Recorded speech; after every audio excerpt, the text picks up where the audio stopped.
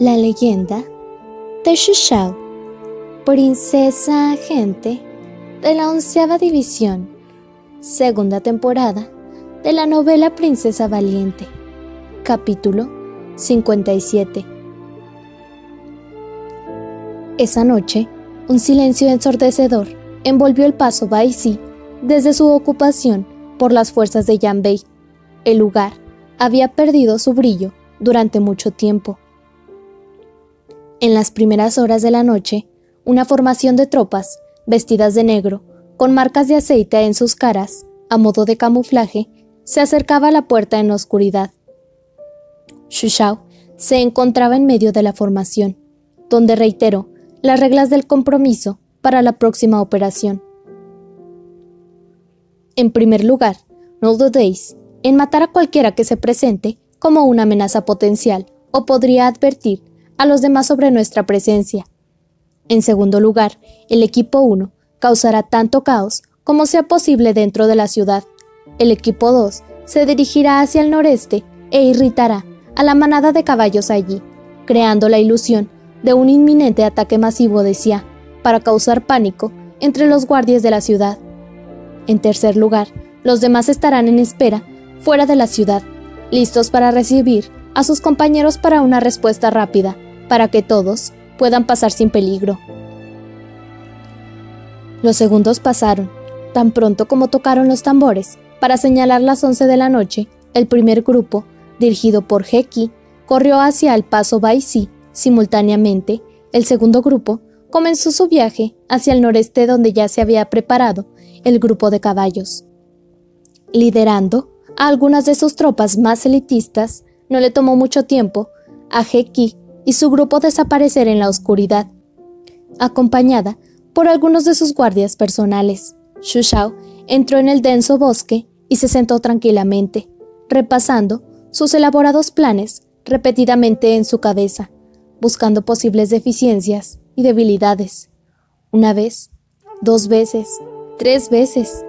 Está bien, debería estar bien. Respiró hondo mientras esperaba en silencio la siguiente señal. Una hora más tarde, los ruidos atronadores de los pasos de los caballos, mezclados con los gritos de los soldados, resonaron en el aire. Las enormes cantidades de polvo, levantadas por los caballos atados contra los árboles que intentaban huir, pronto bloquearon la luz de la luna, dando la ilusión de que se acercaba un ejército masivo a caballo. La ciudad del paso Baizi se detuvo, toda su atención enfocada hacia el noreste. No pasó mucho tiempo antes de que las puertas del noreste de la ciudad se abrieran. 2 grupos de exploradores salieron corriendo, solo para ser sacados rápidamente por los soldados de élite del ejército de Xiu Liu, que los esperaban afuera. Solo tomó 1 hora más antes de que las llamas envolvieran la ciudad. Xu Shao se levantó y ordenó: «Es hora, vamos». Los pontones, colocados previamente, fueron empujados a las orillas del río Xishui, donde Xu Shao y sus tropas partieron en dirección a Tang. El ejército de Yan Bei estaba formado enteramente por tropas de caballería ligera y unidades blindadas pesadas, sin fuerzas navales o anfibias. Como habían tomado apresuradamente el paso Baizi, era imposible controlar completamente una vasta extensión de agua, con enemigos atacando desde adentro y desde afuera. El río Xishui representó el paso ideal hacia Tang en ese momento. Habían vagado por menos de media hora antes de escuchar algunos ruidos en el río. Recogiendo una flecha y soltándola de su arco con la máxima tensión, se produjo un grito cuajado en la oscuridad. Casi inmediatamente, el cielo nocturno se iluminó con varios cientos de antorchas, revelando más de 500 buques de guerra que estaban ocultos en la oscuridad, desde donde decenas de largas lanzas apuntaban directamente hacia ellos. De pie a bordo de la proa del buque insignia, un oficial de Yan Bei alzó su cuchillo cuando ordenó: «¡Muerte a los traidores!», con sus flechas clavadas en las cámaras de sus ballestas, mientras el oficial balanceaba su espada. Sus soldados presionaron sus armas, desatando un enjambre de flechas hacia Xu Shao y sus soldados. ¡Saltad!, de repente He Xiao exclamó. En un instante, los soldados del ejército de Zhou Liu saltaron al río, mientras miles de flechas golpeaban su potón, sin dejar rastro de sangre en su estela. «Comandante, todos saltaron al río», gritó una voz. Casi de inmediato, otro soldado exclamó frenéticamente: «General, nuestra nave está goteando». No pasó mucho tiempo antes de que muchos barcos rompieran su casco mientras el agua entraba. En un instante, 3 barcos de guerra se hundieron cuando su tripulación volcó en el río.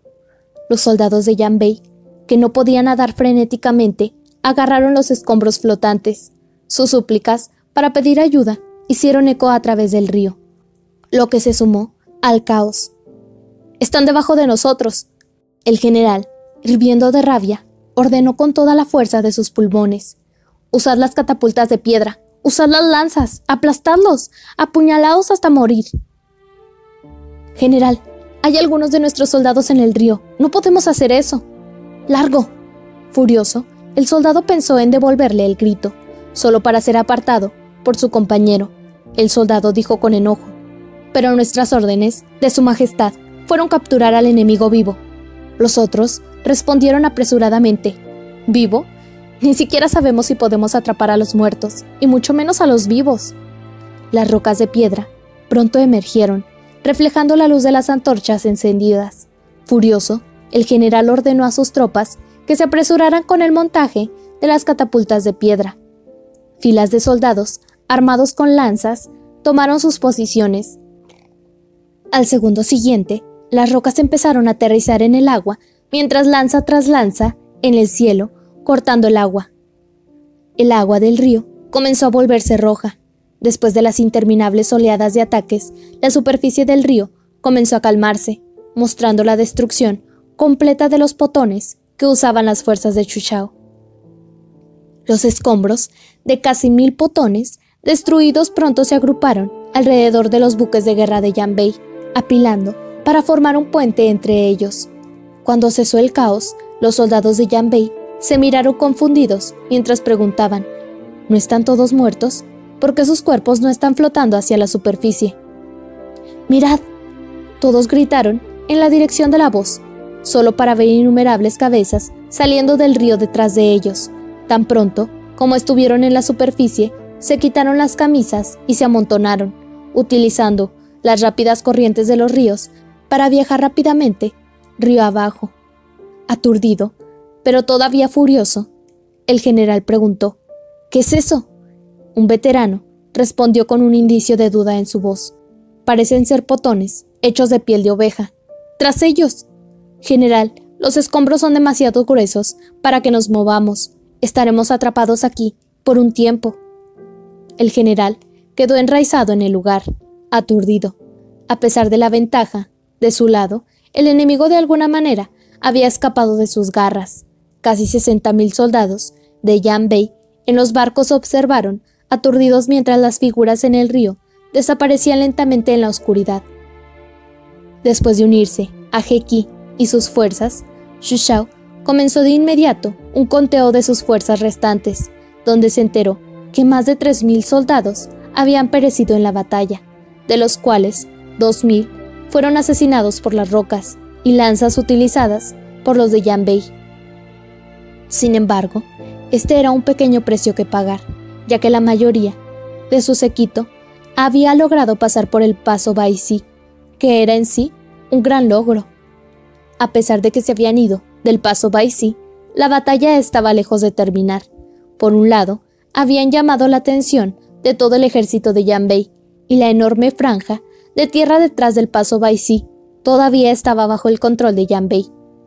Decididamente, Xu Shao llevó a sus tropas al bosque, donde lucharon en una primera batalla con el enemigo 2 días después. Las dos partes pelearían más de 20 batallas en los próximos 3 días después, la mayoría de las victorias reclamadas por el ejército de Zhou Liu de Xu Shao. Después de todo, eran más adeptos al combate cuerpo a cuerpo y la guerra de guerrillas, mientras que el ejército de Yan Bei era más competente en las batallas de caballería. Bajo su liderazgo, Xu Shao y sus fuerzas lucharon mientras corrían hacia la región bajo el control de la familia real de Tang. Sin embargo, cuando estaban a punto de salir del bosque para entrar a la frontera de Han Shui, Yan Bei le prendió fuego inesperadamente. El fuego duraría 4 días seguidos, envolviendo todas las cadenas montañosas de Qiutang, matando e hiriendo a decenas de civiles que estaban atrapados en el área. Impotente, Xu Shao se vio obligada a sacar a su ejército de las montañas por adelantado.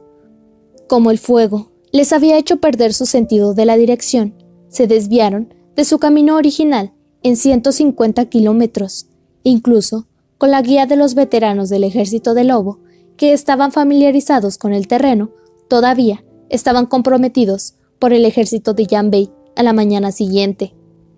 Ambas partes sufrirían grandes bajas en la batalla de las planicies Likang. Xu Shao lideró una fuerza de 3.000 soldados de élite para infiltrarse en la base del enemigo, ya que el general de las fuerzas enemigas fue gravemente herido por una flecha perdida. Sin embargo, las fuerzas de Yan Bei se mantuvieron calmadas y organizadas, poniendo una fuerte resistencia, ya que no eran un ejército que capitulara sin su general de mayor rango.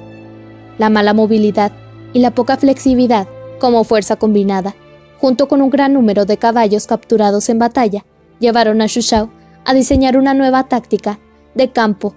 Después de la batalla, en las planicies, reorganizó el ejército en 10 grupos más pequeños con 4.000 soldados cada uno. Cada grupo estaba estacionado a menos de 1 kilómetro de distancia entre sí cuando convergían hacia el paso Han Shui en forma de abanico. Sin embargo, cuando entraron en el condado de Nanli, Xu Shao se enfermó repentinamente. Había estado sintiendo malestar físico en los últimos 5 días cuando un dolor agudo atravesó su abdomen.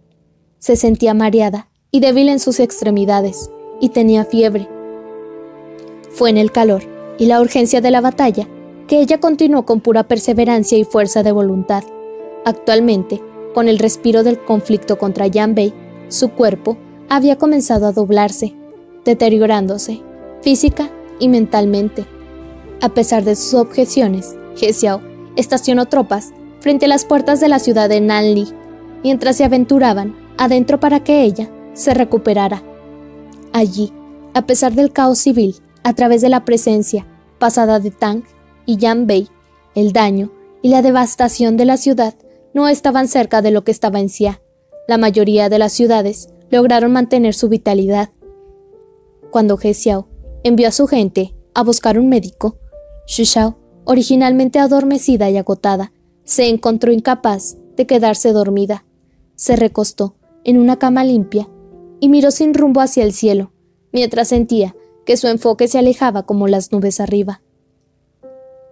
Cuando las fuerzas de Yan Bei los perseguían, los había calificado repetidamente como traidores. Esto significaba que su identidad era conocida. Evidentemente, con su intelecto, Yan Xuan había adivinado que ella era la única persona capaz de lanzar una operación de rescate tan audaz para violar el paso Baizi. También significaba que Yan Xuan estaba fuera para matarla. Tenía sentido, después de todo. Yan Xuan y la princesa Jin Gan habían formado una alianza, mientras que su objetivo era ayudar a Li Xiyue. Como líder del paso Baizi, era razonable que ayudara a su aliado para evitar que ella lo violara. No existían los lazos familiares en el campo de batalla, y mucho menos su relación. Ella entendió todo esto. Yan Xuan ya no era el niño que solía acurrucarse tímidamente en un rincón del palacio Shenjing, al no tener que sufrir más bajo las manos de otros. Se volvió más audaz y despiadado en sus decisiones al consolidar su posición de poder. No pasó mucho tiempo antes de que el médico llegara y comprobara su pulso, con He Xiao observando ansiosamente detrás. El viejo médico, de barba blanca, permaneció en silencio durante mucho tiempo antes de que él sonriera y le dijera a He Xiao: «Felicidades, tu esposa está embarazada». He Xiao estaba nervioso cuando corrigió al médico apresuradamente. «Tonterías, no soy su esposo, solo soy uno de sus guardaespaldas». Al escuchar eso, el médico se disculpó repetidamente y buscó el perdón de He Xiao, explicando que lo había confundido con ser el padre del niño, porque había visto su estado de nerviosismo. La conversación continuó entre He Xiao y el médico viejo, mientras que Xu Shao se quedó sin habla, con la boca ligeramente abierta. ¿Qué dijo? «Felicidades, ¿estoy embarazada?»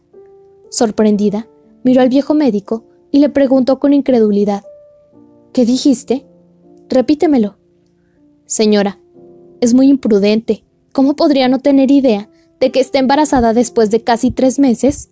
Además, no está en buena forma física y su pulso es débil. Si no puede descansar, su bebé estará en riesgo». ¿3 meses? Xu Shao se preguntó mientras miraba hacia abajo, con el vientre a un plano. ¿Cómo era posible que estuviera embarazada? Después de todo este tiempo, esperando el matrimonio, peleando una guerra, sumergiéndose en el río, montando a caballo y peleando en el campo de batalla, ¿en realidad llevaba un niño en el estómago? Le voy a dar algunos suplementos para la renutrición. Consúmalos adecuadamente, luego descanse bien, no viaje largas distancias y se canse. El viejo doctor la consoló antes de salir con He Xiao. Xu Shao se sentó en la cama, todavía aturdida. En los últimos días se había visto inundada por todo tipo de noticias, particularmente malas, de toda la región debido a la guerra.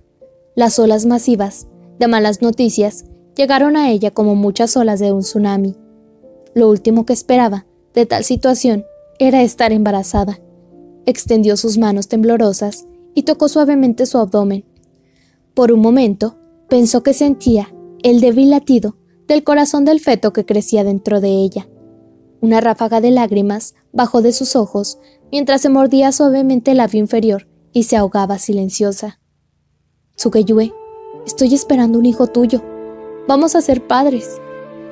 A medida que la noche se asentaba, He Xiao encendió una vela en la habitación, trayendo suplementos, arroz, verduras y sopa. Junto a Xu Shao, que descansaba en la cama, preguntó en voz baja. «Maestra, ¿aún seguimos hacia Tangying? ¿No es mejor dar la vuelta y regresar a Xinhai?» Xu Shao levantó la cabeza y lo miró sin hablar.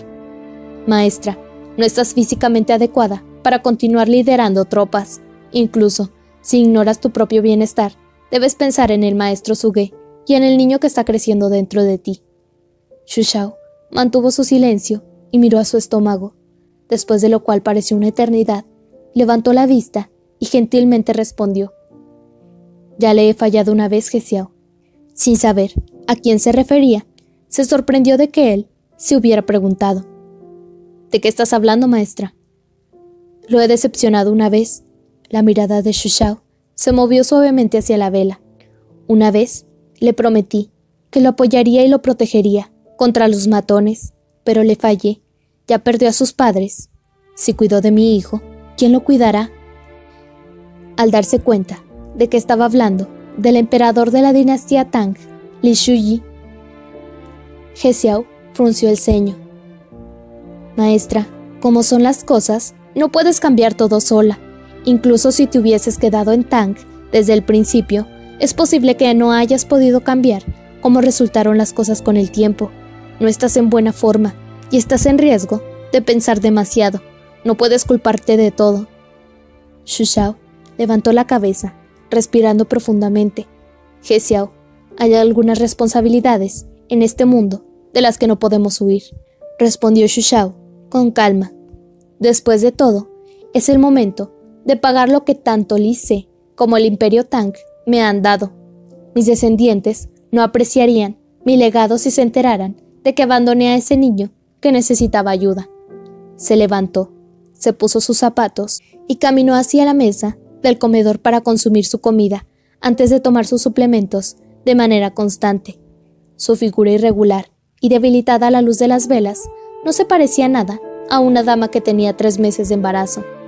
«Relájate, todo estará bien». He Xiao la miró, sin saber a quién se refería, ¿a ella misma, su hijo por nacer o el actual emperador Tang?